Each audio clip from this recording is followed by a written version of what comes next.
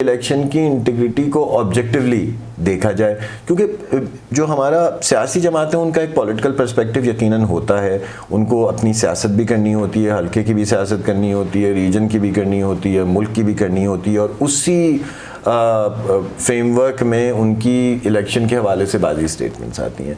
तो एक fair picture election observation से आ जाती है और पूरे खत्ते की, पूरी हलकों की पिक्चर आ जाती है, तो एक ऑब्जेक्टिव असेसमेंट हो जाता है। उससे हमें मदद मिलती है कि वाकई कौन से वीकर एरियाज़ थे जिनको मुस्तकबिल में इम्प्रूव किया जा सके। कुछ चीज़ें जो हैं वो पिछले इलेक्शन की निस्बत इस इलेक्शन में इम्प्रूव की हैं, और कुछ चीज़ें जो हैं इलेक्शन की पिछले इलेक्शन की निस्बत उनमें खराबी हुई है, डिटेरिएट की हैं। मिसाल के तौर पे ऑब्जर्वेशन पिछली दफ़ा हमारे 19% पोलिंग स्टेशन पे रोके गए थे, उनको इजाज़त नहीं मिली थी। उसकी कई वजूहत हो सकती हैं, सिक्योरिटी ऑफिसर्स की ट्रेनिंग नहीं थी, लेकिन 19% पोलिंग स्टेशन पे हमारे ऑब्जर्वर्स को वोटिंग या काउंटिंग प्रोसेस में रोका गया। इस दफ़ा यही 3.7%। 3.7% का मतलब ये है 782 में से 3.20-25 पोलिंग स्टेशन पे हमारे ऑब्जर्वर्स को वोटिंग या काउंटिंग से रोका गया। तो ये इंप्रूवमेंट है कि ऑब्जर्वेशन पे रिस्ट्रिक्शन जनरली नहीं थी, इन 20 पोलिंग स्टेशन पे भी नहीं होनी चाहिए थी। इलेक्शन कमीशन के पास अब ये भी इख्तियार है कि गिलगित बल्तिस्तान असम्बली के मेंबर्स पे लाजमी है कि हर साल की 31 दिसंबर से पहले अपने असासों के गोशवारे, असासे और लाइबिलिटीज़ के गोशवारे इलेक्शन कमीशन को जमा करें। इलेक्शन कमीशन पे लाजमी है ये कि वो लें उनसे, और अगर वो नहीं देंगे तो इलेक्शन कमीशन उनकी असम्बली की मेंबरशिप भी सस्पेंड कर सकता, नहीं करनी पड़ेगी, क्योंकि लॉ में रिक्वायर्ड।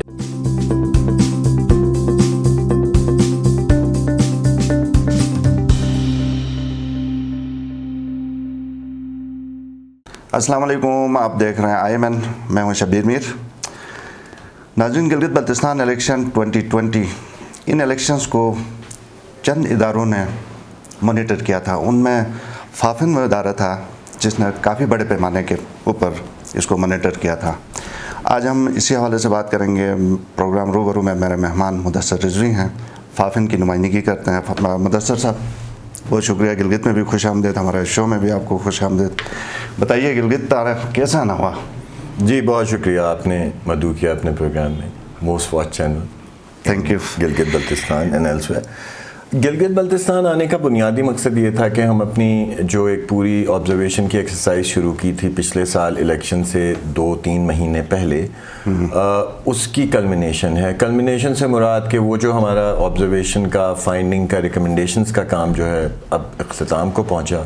इससे आगे अब जो आने वाले इलेक्शंस हैं उसकी तैयारी का काम है, वोटर एजुकेशन के काम है, वोटर रजिस्ट्रेशन के मसले हैं जिनको हल करने की ज़रूरत है। इलेक्शन कमीशन गिलगित बल्तिस्तान को यकीनन पूरी सोसाइटी की, मीडिया की, सिविल सोसाइटी के सपोर्ट को ज़रूरत है कि आइंदे इलेक्शन को बेहतर तरीके से वो कंडक्ट। ज़बरदस्त। पूरे 10 जो डिस्ट्रिक्ट्स हैं गिलगित बल्तिस्तान के, सब में आपके नुमाइंदे मौजूद थे? जी, हमारा जो ऑब्जर्वेशन है उसमें लॉन्ग टर्म ऑब्जर्वेशन भी है, और उमूमन पाकिस्तान में जो इदारे ऑब्जर्व कर रहे हैं वो सिर्फ इलेक्शन डे को ऑब्जर्व कर रहे हैं। हमारी एक साइंटिफिक मेथडोलॉजी है, जिस तरह इंटरनेशनली ऑब्जर्व किया जाता है। EU के मुबस्सिरीन आते हैं और इंटरनेशनल ऑर्गेनाइजेशन या ना सिर्फ यहाँ पे भी आती हैं बल्कि और मुल्कों में भी जाती हैं, तो वो पूरा प्रोसेस को ऑब्जर्व किया जाता है, और उसमें प्रोसेस यकीनन शुरू हो जाता है इलेक्शन का, इलेक्शन के स्केड्यूल अनाउंस होने से पहले।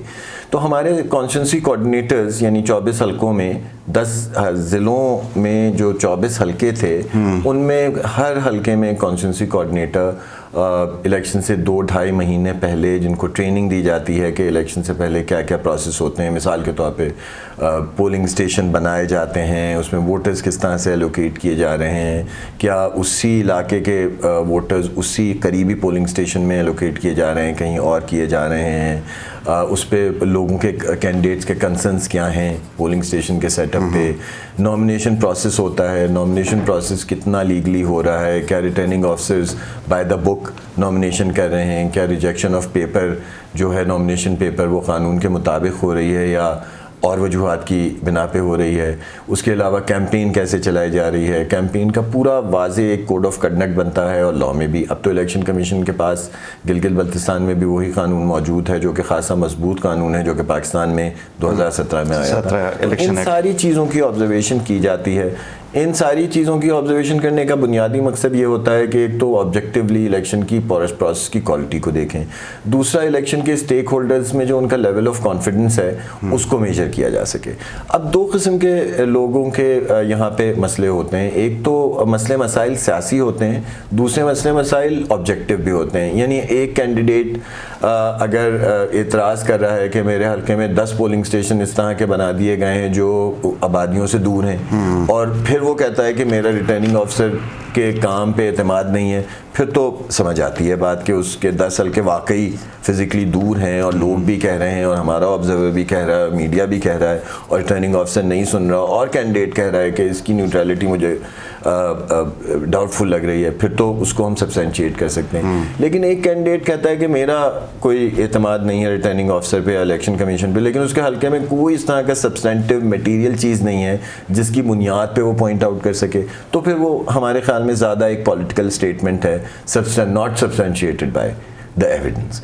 तो ये हमारा असल में काम है कि इलेक्शन की ऑब्जर्वेशन का बुनियादी मकसद ही ये है कि इलेक्शन की इंटीग्रिटी को ऑब्जेक्टिवली देखा जाए, क्योंकि जो हमारा सियासी जमात है उनका एक पॉलिटिकल पर्सपेक्टिव यकीनन होता है, उनको अपनी सियासत भी करनी होती है, हल्के की भी सियासत करनी होती है, रीजन की भी करनी होती है, मुल्क की भी करनी होती है, और उसी फ्रेमवर्क में उनकी इलेक्शन के हवाले से बाज़ी स्टेटमेंट्स आती हैं। तो एक फेयर पिक्चर इलेक्शन ऑब्जर्वेशन से आ जाती है और पूरे खत्ते की पूरी हलकों की पिक्चर आ जाती है, तो एक ऑब्जेक्टिव असेसमेंट हो जाता है, उससे हमें मदद मिलती है कि वाकई कौन से वीकर एरियाज़ थे जिनको मुस्तकबिल में इम्प्रूव किया जा सके। ज़बरदस्त। अच्छा, थोड़ी सी माइन्यूटली भी एक दो चीज़ों के ऊपर मैं आऊँगा, लेकिन पहले मुझे ये बताइए कि जब आप कोई रिपोर्ट फाइल करते हैं, पब्लिक करते हैं, तो पॉलिटिकल पार्टीज़ की तरफ से प्रेशर आता है, ख़ासकर उन पार्टीज़ की तरफ से जो हार जाती हैं अमूमन? देखिए, प्रेशर तो आज तक नहीं आया और मुझे आज तक ये नहीं समझ आया ना पॉलिटिकल पार्टीज़ की तरफ से प्रेशर आया ना इंटेलिजेंस एजेंसी की तरफ से प्रेशर आया।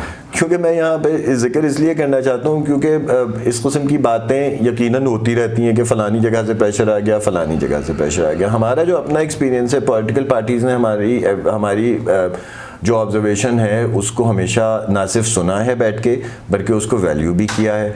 जो रिफॉर्म्स में रिकमेंडेशंस हमने दी हैं 2017 के इलेक्शन, जो 2017 का एक्ट आया, हम 2008 का इलेक्शन भी ऑब्ज़र्व किया, 13 का भी किया, 2018 का भी किया, गिलगित बल्तिस्तान के भी पहला लेजिस्लेटिव असेंबली का 2009, उसके बाद 2015 लोकल गवर्नमेंट के इलेक्शन, तो उसकी बहुत सारी रिकमेंडेशन उसको बहुत सारे रिकमेंडेशंस को एड्रेस भी किया गया। तो नहीं, कंसर्न ज़रूर आते हैं। मिसाल के तौर पे जनरल इलेक्शन 2018 के बाद पीपल्स पार्टी का एक कंसर्न था कि फाफन ने ये डेटा नहीं दिया कि कितने फॉर्म्स पे पोलिंग एजेंट्स ने साइन किया। हमारी उसमें पोजीशन ये थी कि पोलिंग एजेंट्स अगर फॉर्म पे साइन नहीं कर रहा होता, ये इलीगैलिटी नहीं है, वो क्योंकि कोर्ट में प्रूव करना पड़ता है कि पोलिंग एजेंट मौजूद था और उससे साइन नहीं करवाई गई। लॉ बड़ा उसमें कमज़ोर है कि अगर पोलिंग एजेंट वहाँ पे मौजूद हो तो प्रिजाइडिंग ऑफिसर पे लाजमी है कि वो पोलिंग एजेंट से साइन कराए, अगर पोलिंग एजेंट मौजूद हो। और अगर वो पोलिंग एजेंट मौजूद हो और वो रिफ्यूज़ करे साइन करने से, सिर्फ उस सूरत में प्रिजाइडिंग ऑफिसर ने उस पर नोट लिखना होता है कि क्या वजह है कि साइन नहीं हुआ। अब इसमें लॉ में 2 इफ्स आ रहे हैं, तो उसमें वो कोर्ट का केस है, खाली अगर फॉर्म पे साइन नहीं हुआ हुआ है पोलिंग एजेंट का तो इलीगैलिटी नहीं होती unless it's proven in election tribunal. तो इस किस्म के कंसर्न्स आते हैं और पॉलिटिकल पार्टीज़ हमें कांटेक्ट भी करती हैं और पॉलिटिकल पार्टीज़ हमसे डेटा भी एक्वायर करती हैं। पीपल्स पार्टी, पीटीआई, पीएमएल, सारी पार्टीज़ को अगर ज़रूरत होती है हम डेटा भी प्रोवाइड करते हैं और मज़ीद एक्सप्लेनेशन चाहिए होती हैं ऑब्जर्वेशन के बारे में तो देते हैं। लेकिन प्रेशर आज तक हम पिछले 15 साल से तो बड़ा एक्टिवली काम कर रहे हैं, लेकिन किसी किस्म का प्रेशर नहीं आया कि हम ये बात कह दें और ये बात ना कहें, ये बात कहें तो हमें कोई धमकी लगाई जाए। नहीं, इस तरह का कोई वाक़या अभी तक नहीं। ठीक है, फर्स्ट टाइम था ये जो हमारा 2020 इलेक्शन गिलगित बल्तिस्तान का, जिसमें इलेक्शन एक्ट 2017 एक्सटेंड हुआ। आप क्या समझते हैं कि उसको पूरी तरह उसके ऊपर अमल दरामद हुआ? आपकी कोई रिपोर्ट फाइंडिंग्स में? लेकिन वो हो नहीं सकता था पूरी तरह अमल दरामद, क्योंकि इलेक्शंस का एक पूरा लॉ था उस नए लॉ को मई के मिड में जाकर अडॉप्ट किया गया और उसकी जो कानूनी ज़रूरियात थी उसको पूरी करने के लिए टाइम ही नहीं था। अगर कानूनी ज़रूरियात को पूरा किया जाता सारी, मिसाल के तौर पे डीलिमिटेशन की बात है, वोटर्स रोल जिस तरह से बनने चाहिए उसकी बात है, पोलिंग स्टेशंस को बनाने का पूरा एक प्रोसेस दर्ज है, अगर वो सारी चीज़ें की जाती, खाली डीलिमिटेशन ही अगर कर ली जाती तो उसमें 6 महीने तो कम से कम चाहिए थे। तो वो मई के बाद 6 महीने लगा लें, 2021 से पहले इलेक्शन मुमकिन ना होता। तो वो अडॉप्टेशन ऑफ लॉ बहुत लेट इनटू द प्रोसेस हुई, जिसकी वजह से कुछ चीज़ें इलेक्शंस में कंप्रोमाइज़ हुई। मिसाल के तौर पे इलेक्टोरल रोल्स की क्वालिटी बेहतर हो सकती थी कि जो पुराना इलेक्टोरल रोल्स एक्ट 1974 के तहत, जिसमें 2015 के इलेक्शन हुए थे और उसी में पाकिस्तान के इलेक्टोरल रोल्स भी थे, उसमें तीसरे एड्रेस पे भी, यानी आपके जो शनाख्ती कार्ड की ज़रूरत तो थी, लेकिन उसमें उसके बावजूद करंट या परमानेंट एड्रेस के अलावा भी किसी तीसरे एड्रेस पे वोट रजिस्टर हो सकता था। जब नया लॉ आया उसमें सिर्फ आपका शनाख्ती कार्ड पे जो 2 एड्रेसेस हैं, परमानेंट या करंट, उस पर रिकॉर्ड हो सकता है। अब अगर मैं रह रहा हूँ गिलगित में, मेरा परमानेंट एड्रेस है गिजर में, और मैंने फिज़िकली वेरीफाई ना किया कि मैं यहाँ गिलगित में मेरा करंट एड्रेस और मेरा वोट यहाँ होना चाहिए, तो परमानेंट पे एलोकेट हो जाएगा। इस किस्म के छोटे मोटे इशूज़ यहाँ पर आए और उसकी हमारे ख्याल में जो टाइम की कमी थी और लेट अडाप्टेशन ऑफ लॉ थी, वो अगर ना होती, अगर यही लॉ 2018 में हो जाता है, 2017 में हो जाता, तो बहुत सारा हमारे पास टाइम होता उन सारे प्रोसेस को इम्प्लीमेंट करने का, जिससे शायद इलेक्शन की क्वालिटी और बेहतर होती। टाइम की कमी की आपने बात की, तो क्या हम ये भी कह सकते हैं कि जो इलेक्शन कमीशन का स्टाफ था, इनकी कैपेसिटी का भी फिर कहीं ना कहीं लेकुनाज की बात नहीं है। आप एक गिलगित बल्तिस्तान में इलेक्शन कराना कोई आसान काम नहीं है। आपसे बेहतर आप यहाँ पे रहते हैं, आपसे बेहतर इस इलाके को कोई और नहीं समझता। जिस किस्म का टेरेन है, जिस किस्म के इलाके हैं, दूर है, स्कैटर्ड पॉपुलेशन है, उस सारी चीज़ों के लिए जो इलेक्शन कमीशन है, वो शायद आपको भी मालूम है कि कोई 2 हाथों की 5 उंगलियों पे नंबर ऑफ स्टाफ गिना जाए जो एक्चुअल स्टाफ इलेक्शन कमीशन का। बाकी गवर्नमेंट से उन्होंने मदद मुस्तार ली। तो मेरे ख्याल में जितनी एफर्ट इतने कम स्टाफ के साथ ECG भी कर सकता था, वो मेरे ख्याल में काबिल तारीफ़ है। और स्पेशली नया लॉ जो है वो बहुत मुश्किल है। नया लॉ जो बहुत मुश्किल इसलिए है कि पुराने लॉ में बहुत सारी डिस्क्रेशंस और खुली गुंजाइशें थीं जिसके तहत इलेक्शन कमीशन को काम करना था। इसमें सारी चीज़ लिखी गई है कि इलेक्शन कमीशन ने करना क्या है, किस तरीके से करना है, और उसका रूल्स भी बने हुए हैं और रूल्स और ज़्यादा प्रोसीजर्स को डिफ़ाइन करते हैं। तो उन सारी चीज़ों को इम्प्लीमेंट करने के लिए और जितना स्टाफ है, तो मेरे ख्याल में एक मुश्किल काम था। और इतनी जल्दी एक अच्छी क्वालिटी का इलेक्शन अगर करा दिया जाए, तो हमें शायद ये देखना चाहिए कि इस इलेक्शन को मज़ीद स्ट्रेंथन किस तरह से किया जाता है। मिसाल के तौर पे वोटिंग प्रोसेस जो हुआ, उसमें ज़्यादा मसले नहीं आए, कुछ सीक्रेसी के मसले हैं यहाँ पे, जिसमें शायद वोटर एजुकेशन की ज़रूरत है, लोगों को बताने की ज़रूरत है, ना सिर्फ वोटर्स को बताने की ज़रूरत है, बल्कि इलेक्शन ऑफिशल्स जो कि टीचर्स हैं या हेल्थ डिपार्टमेंट से कोऑप्ट होकर आते हैं इलेक्शन ड्यूटीज़ पे, उनकी मज़ीद ट्रेनिंग की ज़रूरत है।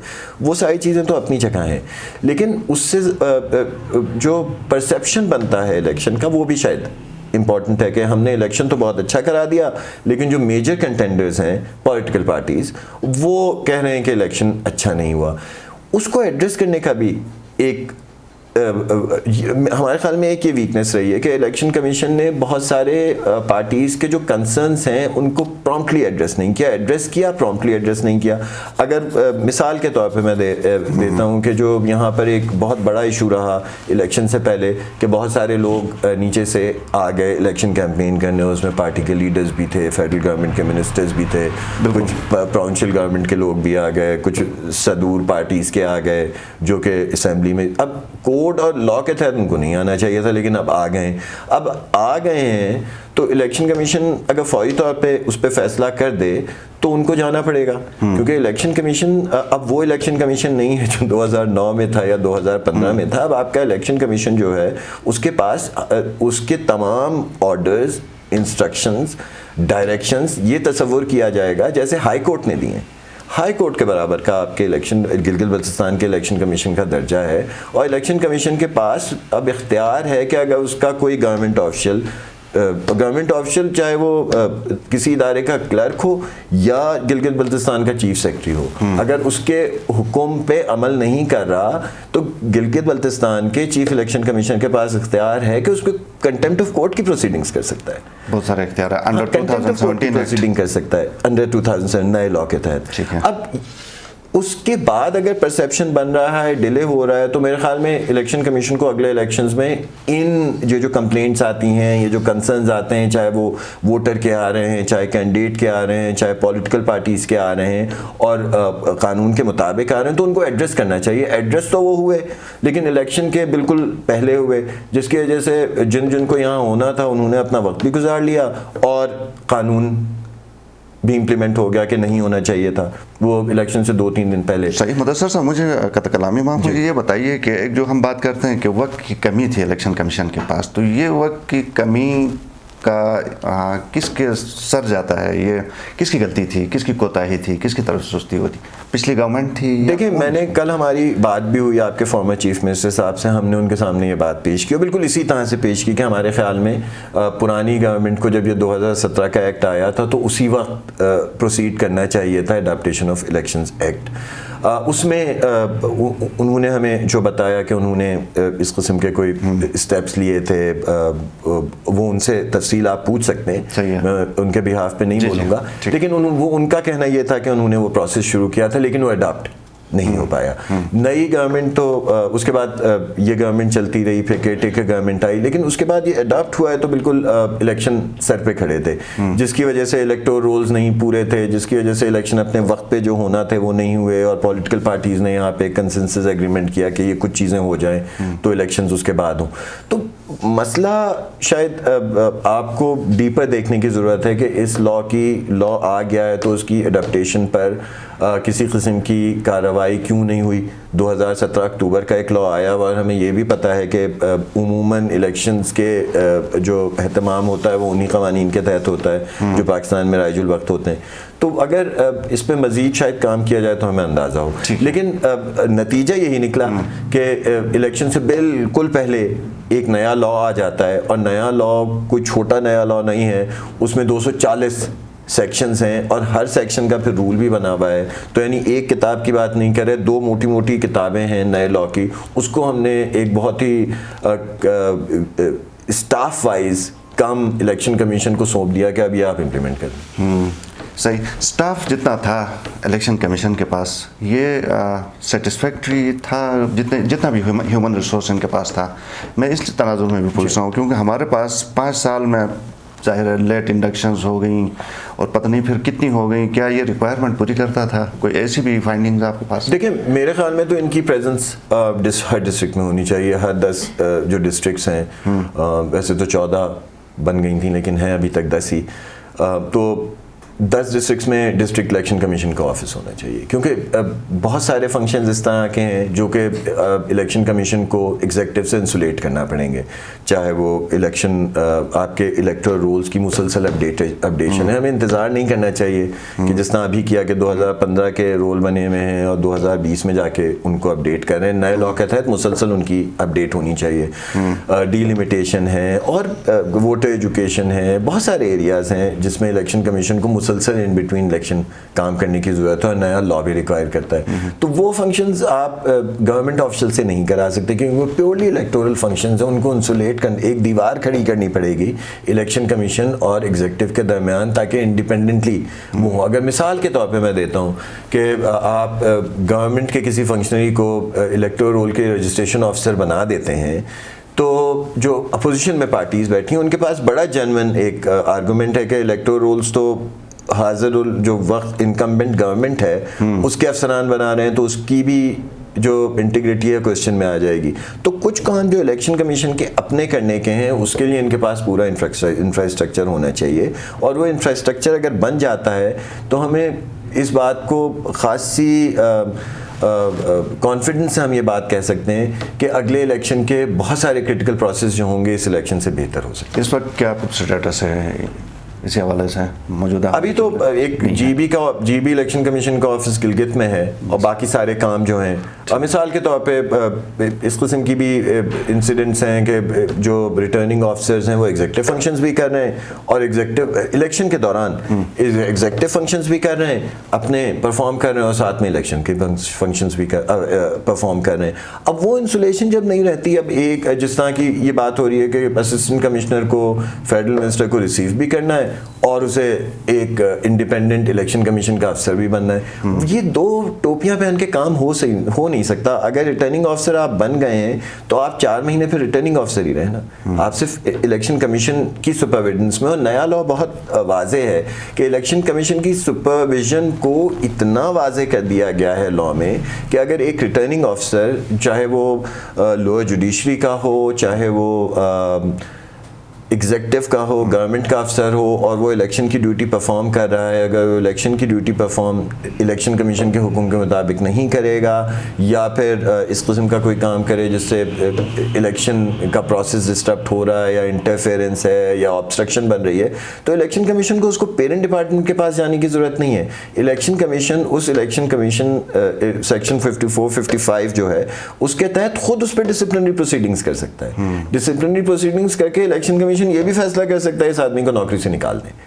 इतना ये इख्तियार इलेक्शन कमीशन के पास है, और वो इसीलिए है कि ये बात पाकिस्तान के इलेक्शन में बहुत वाज़ेह हो गई थी कि एग्जेक्टिव फंक्शन और इलेक्टोरल फंक्शंस को इंसुलेट करने की ज़रूरत है, बीच में दीवार खड़ी करने की ज़रूरत है।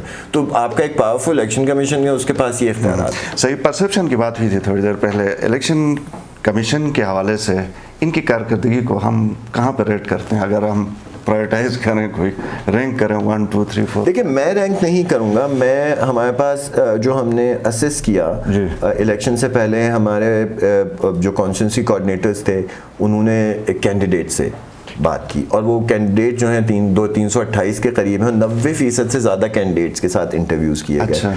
उसके बाद लेवल ऑफ कॉन्फिडेंस की जहाँ पे बात आई तो हमारे पास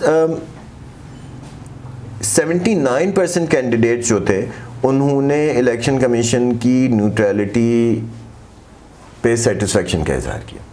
रिपीट करेंगे? 79% ऑफ द इंटरव्यूड कैंडिडेट, 328 में से तकरीबन 300 के लगभग कैंडिडेट्स का हमारा इंटरव्यू है, और सारी पार्टीज़ के हैं, पीटीआई के भी, पीपल्स पार्टी के भी, पीएमएलएन की भी, और जो बड़ी पार्टियां थी, पीएमएल थी, जेयूआई थी, इनके कैंडिडेट्स हमारे, और डिटेल में इंटरव्यू हैं, उसके ट्रांसक्रिप्ट्स भी मौजूद हैं, डेट्स भी मौजूद हैं। का इजहार किया है उन्होंने 80%, 79% पीपल जो है उन्होंने कहा कि हमें इलेक्शन कमीशन की न्यूट्रलिटी पे पूरा एतमाद है। और ये हमने इंटरव्यू ऐसा नहीं है कि इलेक्शन का प्रोसेस शुरू हुआ है तो कर लिया कि अभी पता ही नहीं है इलेक्शन कमीशन ने काम किया क्या किया है। ये हमने बिल्कुल इलेक्शन जब होने वाला था उससे एक हफ्ता पहले, यानी 1 नवंबर और 8 नवंबर, 25 अक्टूबर और 8 नवंबर के दरमियान ये इंटरव्यूज़ किए। तो उनको इलेक्शन कमीशन और उनके अफसरान ने जो काम किया उसका थोड़ा आइडिया भी हो गया ना, एक्सपीरियंस भी हो गया। तो 79% ने कहा हमारी तसल्ली है, बिल्कुल ठीक न्यूट्रली काम कर रहे हैं। 8% कैंडिडेट जो थे उन्होंने कहा कि हमारी तसल्ली नहीं है, और 13% ने खामोशी इख्तियार की। उन्होंने कोई ऐसा जवाब दिया जिससे ये नहीं अंदाज़ा लगाया जा सकता कि ये एक तसल्ली का इजहार कर रहे हैं कि डिससेटिस्फैक्टरी। ठीक है, आज एक रिपोर्ट आपकी गालिबन जिसके हवाले से आपने थोड़ी सी अपने साफियों के साथ गुफ्तगू भी लॉन्च भी थी, गालिबन वो रिपोर्ट, उस हवाले से मुख्तसरन बताएंगे? देखें, वो इलेक्शन डे के प्रोसेसेस के बारे में, कि इलेक्शन डे को हम आसान ज़बान में तो जनरली बात कर देते हैं ना कि वोटिंग का प्रोसेस बड़ा गैर मुनज़्ज़म था, लेकिन हमारे ऑब्जर्वर्स ने 782 पोलिंग स्टेशंस को ऑब्जर्व किया। हमारे तकरीबन 500 से ज़्यादा ऑब्जर्वर्स थे, जिसमें 1/3 औरतें थीं, और इनको ट्रेन किया गया। एक दिन की बड़ी डिटेल ट्रेनिंग हुई इलेक्शन लॉ, वोटिंग के बारे में, काउंटिंग कैसे होती है, वोटिंग कैसे होती है, ऑफिशियल्स का रोल क्या है, असिस्टेंट प्रिजाइडिंग ऑफिसर ने क्या करना है, पोलिंग ऑफिसर ने क्या करना है, पोलिंग स्टेशन खुलने से पहले क्या प्रोसेस होगा। उसके बाद इलेक्शन कमीशन ने इनको एक्रेडिटेशन कार्ड दिया, क्योंकि अब ऑब्जर्वेशन सेक्शन 238 के तहत लीगल भी हो गई, इसको लीगल कवर भी है। तो इलेक्शन कमीशन ने हमें एक्रेडिटेशन कार्ड्स भी दिए। इन्होंने जो ऑब्जर्वेशन रिपोर्ट्स भेजी उसके मुताबिक, अगर मुझे आप इजाज़त दें, मैं आपको एक्चुअल डेटा थोड़ा सा कोट कर दूं। कुछ चीज़ें जो हैं वो पिछले इलेक्शन की निस्बत इस इलेक्शन में इम्प्रूव की हैं, और कुछ चीज़ें जो हैं इलेक्शन की पिछले इलेक्शन की निस्बत उनमें खराबी हुई है, डिटेरिएट की हैं। मिसाल के तौर पे ऑब्जर्वेशन पिछली दफ़ा हमारे 19% पोलिंग स्टेशन पे रोके गए थे, उनको इजाज़त नहीं मिली थी। उसकी कई वजूहत हो सकती हैं, सिक्योरिटी ऑफिसर्स की ट्रेनिंग नहीं थी, लेकिन 19% पोलिंग स्टेशन पे हमारे ऑब्जर्वर्स को वोटिंग या काउंटिंग प्रोसेस में रोका गया।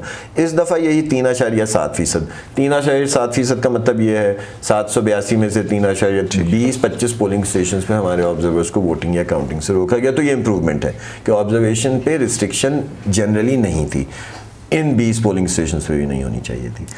कैंपेन जो पोलिंग स्टेशंस हैं उनके इर्द गिर्द कैंपेनिंग और कन्वेंसिंग इलीगल है। आप कैंप नहीं बना सकते, पर्ची नहीं दे सकते, किसी किस्म को वोट नहीं मांग सकते इलेक्शन के दिन। पिछली इलेक्शन में 46% पोलिंग स्टेशंस के इर्द गिर्द हो रही थी, इस दफ़ा 30% के हो रही है।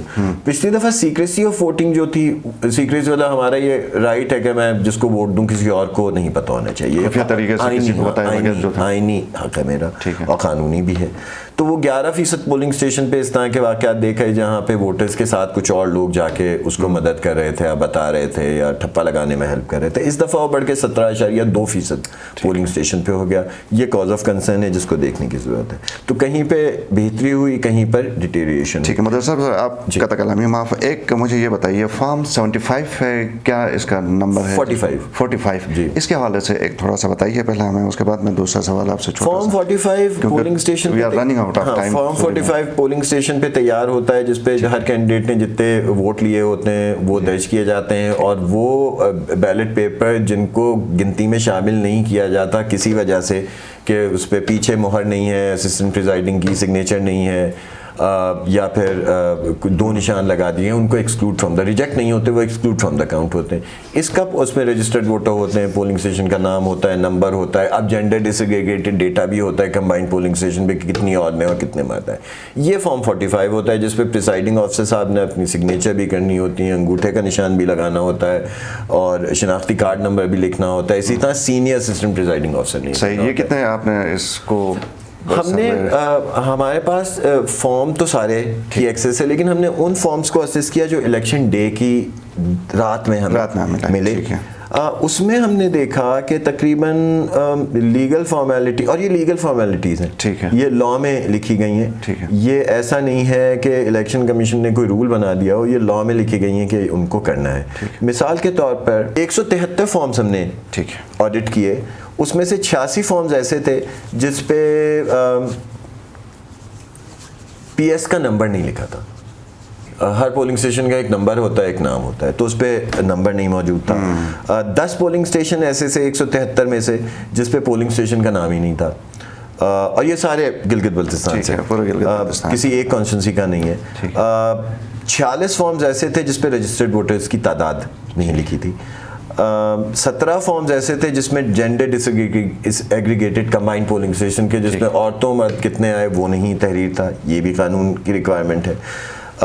144 फॉर्म्स ऐसे थे जिस पे पोलिंग स्टेशंस के साइन नहीं थे, और 2 और रह गए जिसमें वैलिड वोट्स जो हैं, यानी votes excluded from the count वो थे, लेकिन वो तहरीर नहीं हुए थे कितने votes excluded from the count हैं।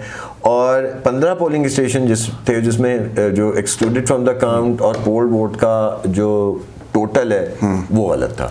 ठीक, इसके अलावा ऑडिट की और चीज़ें भी हैं जो ज़रूरत पड़ने पे इलेक्शन कमीशन को हम प्रोवाइड करेंगे। सिग्नेचर कितने पे नहीं है, अंगूठे के निशान नहीं लगाए हैं। ठीक है, फाइनली इससे पहले कि वाइंड अप करें, मैं रिक्वेस्ट करूँगा आपसे कि ये हमें आप एक तो ये बताइए कि जो इलेक्शन कमीशन होता है हमारा, इसको इस 5 साल का एक टाइम मिलता है कि बीच में हमारे यहाँ पे बदकिस्मती से बहुत लेट इंडक्शन हो गई वगैरह वगैरह और मसाइल।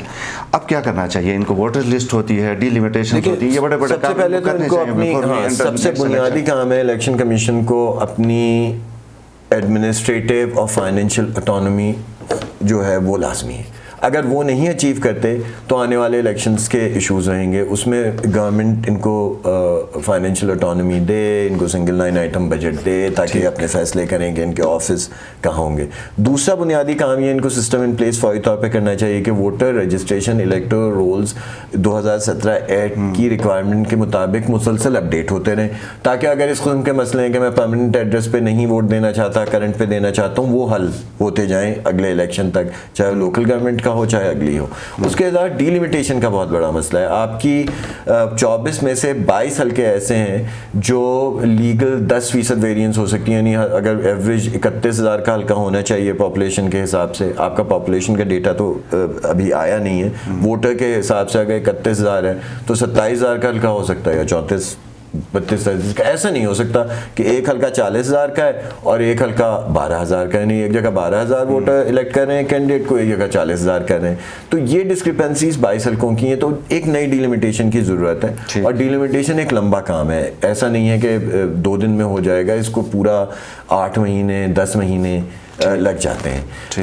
उसके अलावा इलेक्शन कमीशन को अपना जो डिस्ट्रिक्ट ऑफिस हैं उसको फौरी तौर पे इस्टेब्लिश करने की ज़रूरत है। अगर इनके day to day electoral functions नहीं हो रहे होंगे तो फिर आखिर में जाके इश्यूज होते हैं, जिस तरह के 2020 के इलेक्शन से पहले आए थे।